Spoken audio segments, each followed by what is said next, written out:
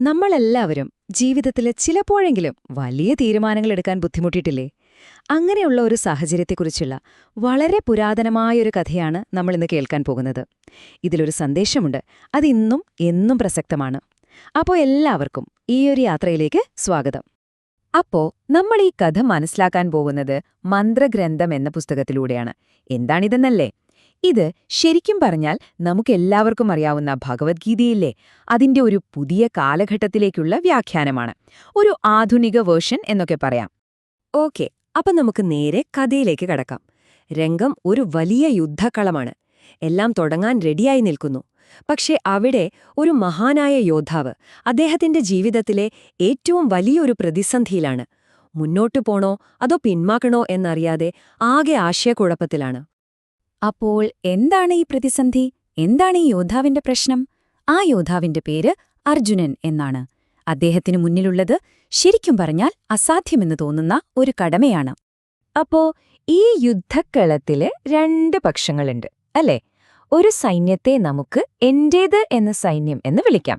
നിയമമൊക്കെ തെറ്റിച്ച് സ്വന്തം കാര്യം മാത്രം നോക്കുന്ന എണ്ണത്തിൽ ഒരുപാടുള്ള ഒരു കൂട്ടം. എന്നാൽ മറുവശത്താരാണെന്നോ?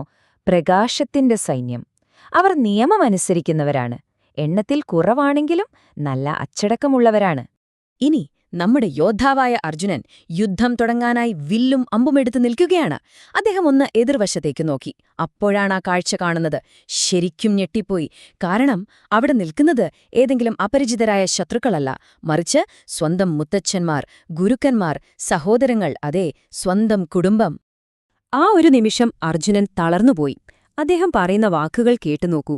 സ്വന്തം ആളുകളെ കൊന്നിട്ട് നമുക്കെന്ത് സന്തോഷം കിട്ടാനാണ്? ഇത് വലിയ പാപമല്ലേ നമ്മൾ ചെയ്യുന്നത്? നമ്മൾ കൊലപാതകങ്ങളായി മാറില്ലേ? ആകെ തകർന്ന അവസ്ഥയിലായിരുന്നു അദ്ദേഹം. ഇനിയൊരു നിമിഷം നിങ്ങളൊന്നാലോചിച്ചു നോക്കൂ. നിങ്ങളാണ് അർജുനന്റെ സ്ഥാനത്തെങ്കിൽ എന്തു ചെയ്യും? സ്വന്തം കടമയാണെന്ന് പറഞ്ഞ് അവരെ കൊല്ലുമോ? അതോ എനിക്ക് പറ്റില്ല എന്ന് പറഞ്ഞ് പിന്മാറുമോ? വളരെ ബുദ്ധിമുട്ടുള്ള ഒരു ചോദ്യമാണ്, അല്ലേ? ശരി, ഇതിനുള്ള ഉത്തരമാണ് നമ്മളിനി കണ്ടെത്താൻ പോകുന്നത്. ശരി, അപ്പോൾ ഈ ഒരു വലിയ പ്രതിസന്ധിക്ക് പരിഹാരം വേണമല്ലോ. അതിന്റെ ആദ്യ ഭാഗത്തേക്കാണ് നമ്മൾ കടക്കുന്നത്. ഇത് വെറുമൊരു പരിഹാരമല്ല, നമ്മുടെ ചിന്തയെ തന്നെ മാറ്റിമറിക്കുന്ന ഒരാശയമാണ്. ഭഗവാൻ കൃഷ്ണനാണ് ഇത് അർജുനന് പറഞ്ഞുകൊടുക്കുന്നത്. കൃഷ്ണൻ പറയുന്ന ഏറ്റവും പ്രധാനപ്പെട്ട കാര്യം എന്താണെന്നോ? അർജുന, നീ ഈ കാണുന്ന ശരീരം അത് നീയല്ല. അതായത് നമ്മുടെയൊക്കെ ഉള്ളിൽ ഒരിക്കലും നശിക്കാത്ത, മാറ്റങ്ങൾ വരാത്തൊരു ശക്തിയുണ്ട്. അതാണ് യഥാർത്ഥ നമ്മൾ. ശരീരം ഒരു വീട് പോലെയാണ്. അത് പഴയതാവും, നശിക്കും. പക്ഷെ അതിനുള്ളിലെ ആൾ, ആ ആത്മാവ്, എപ്പോഴും അവിടെ തന്നെയുണ്ടാകും. അപ്പോ എന്തൊക്കെയാണ് ഈ ആത്മാവിന്റെ പ്രത്യേകതകൾ? അതിന് ജനനമില്ല, മരണവുമില്ല. അതെപ്പോഴുമുള്ളതാണ്, ശാശ്വതമാണ്. അതിനെ ഒരു രൂപത്തിലോ ആശയത്തിലോ ഒതുക്കാൻ പറ്റില്ല. ചുരുക്കി പറഞ്ഞാൽ നമ്മുടെ സങ്കല്പങ്ങൾക്കും അപ്പുറമാണത്. ഈ ഒരു സത്യം ശരിക്കും മനസ്സിലാക്കിയാൽ പിന്നെ എന്തിനാണ് നമ്മൾ കരയുന്നത് എന്നാണ് കൃഷ്ണൻ ചോദിക്കുന്നത്. കൃഷ്ണൻ പറയുന്ന ഒരു ഉപമയുണ്ട്. പഴയ ഉടുപ്പുകൾ ഊരിവെച്ച് നമ്മൾ പുതിയതിടാറില്ലേ? അതുപോലെയാണ് ആത്മാവ്. പഴയ ശരീരങ്ങൾ ഉപേക്ഷിച്ച് അത് പുതിയത് സ്വീകരിക്കുന്നു. എന്തൊരു സിമ്പിളും മനോഹരവുമായൊരു ആശയമാണതല്ലേ? പുനർജന്മത്തെക്കുറിച്ചും ആത്മാവിന്റെ അനശ്വരതയെക്കുറിച്ചും പറയാൻ ഇതിലും നല്ലൊരു ഉദാഹരണമുണ്ടോ? ഓക്കെ, അപ്പോൾ ആത്മാവ് നശിക്കില്ല, ശരീരം മാത്രമേ നശിക്കൂ എന്ന് മനസ്സിലായി.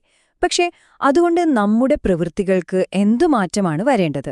നമ്മുടെ ജോലിയെയും കടമയെയുമൊക്കെ എങ്ങനെയാണിത് ബാധിക്കുന്നത്? ശരിക്കും ഇതൊരു വിപ്ലവകരമായ ചിന്തയാണ്. നമുക്ക് നോക്കാം.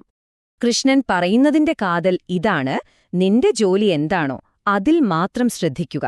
അതിന്റെ ഫലത്തെക്കുറിച്ച് നീ ആകുലപ്പെടേണ്ട. അതായത് നമ്മൾ ചെയ്യേണ്ട കാര്യം ഭംഗിയായി ചെയ്യുക. അത് ജയിക്കുമോ തോൽക്കുമോ, അതുകൊണ്ട് എന്ത് കിട്ടും എന്നൊന്നും ആലോചിച്ച് ടെൻഷനടിക്കേണ്ട ആവശ്യമില്ല. അപ്പോ ഇത് കേൾക്കാൻ കൊള്ളാം, പക്ഷേ എങ്ങനെ ജീവിതത്തിൽ പകർത്തും? അതിന് കൃഷ്ണൻ 4 വഴികൾ പറയുന്നുണ്ട്. ഒന്നാമത്തത്, ഫലത്തിൽ ഒരുപാട് ആശ വയ്ക്കാതിരിക്കുക. രണ്ടാമത്, ജയിച്ചാലും തോറ്റാലും ഒരുപോലെ ഇരിക്കുക. ഒരുപാട് സന്തോഷിക്കുകയോ ഒരുപാട് ദുഃഖിക്കുകയോ വേണ്ട. മൂന്നാമത്, എന്ത് ചെയ്യുമ്പോഴും നല്ല വിവേകത്തോടെ ചെയ്യുക. നാലാമത്തേതും ഏറ്റവും പ്രധാനപ്പെട്ടതും, സ്വന്തം കാര്യത്തിനു വേണ്ടി മാത്രമല്ല, എല്ലാവരുടെയും നല്ലതിനു വേണ്ടി പ്രവർത്തിക്കുക. ശരി, അപ്പോൾ നമ്മൾ ആത്മാവിനെക്കുറിച്ച് കേട്ടു, ഫലം ഇച്ഛിക്കാത്ത കർമ്മത്തെക്കുറിച്ച് കേട്ടു. ഇനി ഇതെല്ലാം കൂടി എങ്ങനെയാണ് ഒന്നിച്ചു പോകുന്നതെന്ന് നോക്കാം. ഈ പഴയ കാര്യങ്ങൾക്കൊക്കെ ഇന്നത്തെ കാലത്ത് എന്ത് പ്രസക്തിയാണുള്ളത്? ഈ പഠിപ്പിക്കലുകളിലൂടെ നമ്മൾ എത്താൻ ശ്രമിക്കുന്ന ഒരു അവസ്ഥയുണ്ട്. അതിനെ സമന്വയം എന്ന് വിളിക്കാം. അതായത് ഒരു ബാലൻസ്.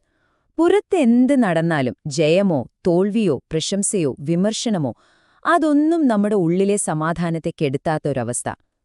സുഖം വരുമ്പോ ഒരുപാട് പൊങ്ങിപ്പോവുകയോ ദുഃഖം വരുമ്പോ ആകെ തകർന്നു പോവുകയോ ചെയ്യാത്ത ഒരു സ്റ്റഡി സ്റ്റേറ്റ്. അവസാനമായി ഒരു കാര്യം കൂടി. അറിവില്ലാത്തവർ വിചാരിക്കും ഇതെല്ലാം ചെയ്യുന്നത് ഞാനാണ് എന്ന്. പക്ഷെ സത്യം മനസ്സിലാക്കിയ ഒരാൾ ഒരിക്കലും അങ്ങനെ ചിന്തിക്കില്ല. അവർക്കറിയാം താൻ വെറും ഒരു ഉപകരണം മാത്രമാണെന്ന്. അതുകൊണ്ടുതന്നെ ഒരു കാര്യം വിജയിക്കുമ്പോൾ അവർക്ക് അഹങ്കാരമുണ്ടാവില്ല. പരാജയപ്പെടുമ്പോൾ നിരാശയും തോന്നില്ല.